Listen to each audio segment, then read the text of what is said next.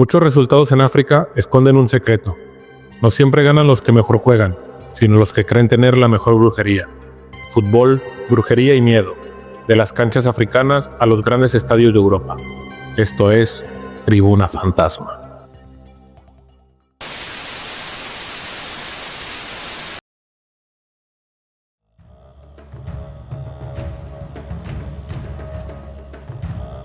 En gran parte de África, el fútbol no solo se juega con piernas, táctica y resistencia.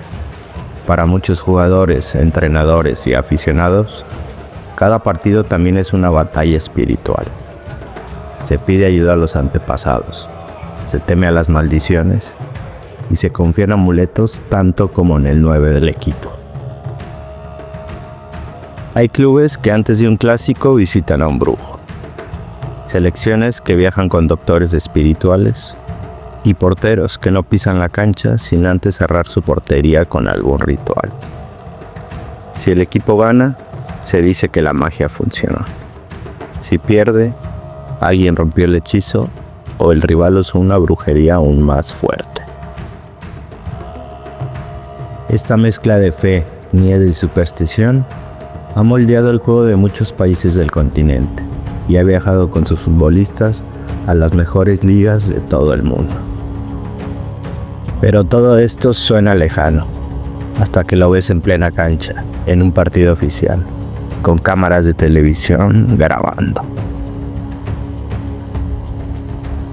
Estadio Huye, hogar del Mukura Victory Sports. Partido de la liga entre el local y el Rayon Sports. El marcador está 1-0. La tensión se palpa en las gradas. Y el equipo que va perdiendo siente que haga lo que haga, la pelota no quiere entrar. Un delantero cabecea, la pelota da en el larguero y se va. Frustración total. Entonces, en lugar de volver a su posición, el jugador hace algo que deja a todos congelados.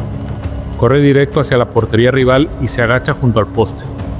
Ahí, las cámaras lo captan tomando un pequeño objeto pegado a la base del palo. Sale corriendo con el objeto en la mano y el portero furioso lo persigue fuera del área como si le estuviera robando algo. Algo quizás que era más que un simple amuleto. Pocos segundos después de que el juego se reanuda, llega el gol del empate. Para muchos en ese estadio no fue coincidencia. Habían visto al delantero liberar la portería de un hechizo. El escándalo se hizo viral. El debate ya no era solo si hubo o no brujería, sino si estos rituales daban una ventaja injusta, como una especie de dopaje espiritual. La Federación Ruandesa reaccionó con algo inédito. Anunció que cualquier acto que se interpretara como brujería en el campo sería sancionado con multas y suspensiones. Si en Ruanda un solo objeto en la portería bastó para desatar un escándalo, en el sur de África, la brujería forma parte del día a día de algunos clubes. Exjugadores de la Liga Sudafricana han contado que, en algunos clubes de primera división, el brujo era casi tan importante como el entrenador. Si no usabas el mutí, prácticamente no jugabas.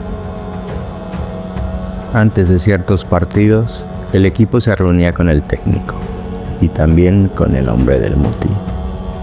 Baños especiales, mezclas que se untaban en la piel, polvos en las botas y en las manos del portero para cerrar el arco. Algunos jugadores recuerdan entrar al campo con la piel ardiendo por las sustancias que les habían puesto, convencidos de que el mutí estaba funcionando. Otros más escépticos aceptaban los rituales por el miedo a quedarse fuera de la convocatoria o a ser vistos como los que traen la mala suerte. Para muchos hinchas, las victorias eran mérito del brujo, tanto como del goleador. Y las derrotas se explicaban porque alguien no cumplió el ritual, o porque el rival había pagado una brujería aún más fuerte. Y no se trata de un club aislado ni de una sola liga. Historias parecidas se repiten en Camerún, Ruanda, Nigeria o Ghana, donde muchos equipos han integrado la brujería y la superstición en su rutina, al igual que el entrenamiento físico o las charlas tácticas.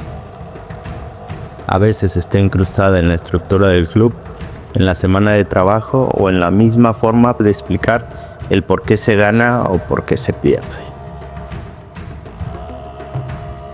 En la provincia de Kasai, en la República Democrática del Congo, un partido local terminó en una de las escenas más macabras que se recuerdan en el fútbol africano.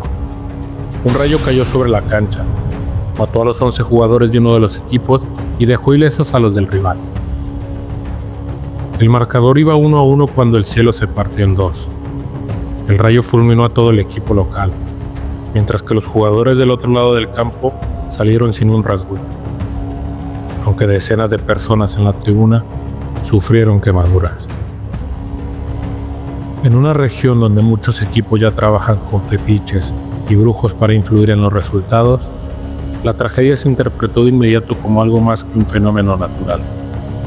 Aficionados y vecinos se acusaron mutuamente de haber usado la brujería para atacar al equipo rival. Los detalles nunca quedaron del todo claros, y las autoridades apenas pudieron confirmar fragmentos por la guerra que azotaba la zona. Pero el impacto fue otro.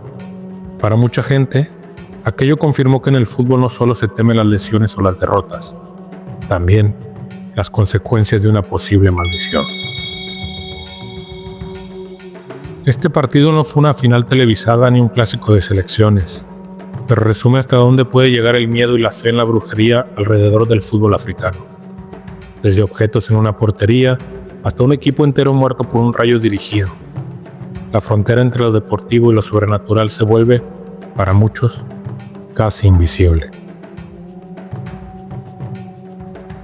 Con estos casos parece fácil pensar que todo esto solo ocurre en las canchas polvorientas de África y que en el fútbol europeo se decide solo en pizarras tácticas, laboratorios de datos y centros de alto rendimiento.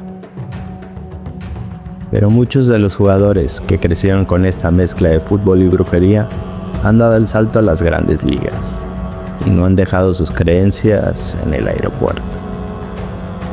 En los vestuarios europeos han aparecido amuletos escondidos, consultas a vías espirituales y acusaciones de hechizos que manchan la reputación de estrellas mundiales. El ejemplo más sonado en los últimos años no ocurrió en un campo africano, sino en el corazón del fútbol europeo, Francia e Italia. Paul Pogba, campeón del mundo con la selección francesa y estrella de la Juventus y del Manchester United, fue acusado por gente de su propio entorno de haber recurrido al marabut, una figura espiritual muy conocida en el África Occidental, para influir en lo que pasaba dentro de la cancha. De repente, palabras como brujería y hechizo dejaron de ser rumor de barrio de una liga africana y se colocaron en los titulares de la Serie A y la selección francesa. El debate ya no era solo deportivo, sino cultural. ¿Hasta qué punto las creencias que un jugador trae de casa se convierten en un problema cuando chocan con la mirada europea? En este caso concreto, las versiones se cruzaron. Algunos acusaron a Pogba de consultar al marabut para afectar a otros jugadores, mientras que su entorno aseguraban que solo buscó protección espiritual para sí mismo y su familia, algo habitual para muchos futbolistas africanos. Más allá de quien tuviera razón, el daño ya estaba hecho. Durante semanas, Paul Pogba dejó de ser solo un mediocampista campeón del mundo para convertirse en el jugador al que señalaban por brujería. Y ahí está el punto. Lo que en muchas partes de África forma parte normal de la vida, consultar un brujo, llevar un amuleto o hacer un ritual antes de cada partido, en Europa se percibe como algo exótico, peligroso o incluso ridículo. Pero al final, en ambos lugares se trata de lo mismo: intentar controlar lo incontrolable, buscar una explicación cuando el balón pega en el palo, cuando tu equipo se hunde sin motivo aparente, o cuando una lesión inexplicable arruina la temporada de un jugador clave. Desde una portería liberada en Ruanda, pasando por equipos enteros bañados en muti o marcados por la tragedia, hasta las sospechas que persiguen estrellas en Europa, la brujería sigue siendo la sombra invisible del fútbol. Porque para muchos, en este juego no basta con piernas, talento y táctica. También hay que tener de tu lado las fuerzas que no se ven: brujería, miedo y fútbol, aunque el árbitro solo pite lo que pasa dentro de la cancha. ¿Piensas que estos casos son supersticiones exageradas? ¿O la prueba de que el miedo y la fe siguen mandando en el fútbol más de lo que aceptamos?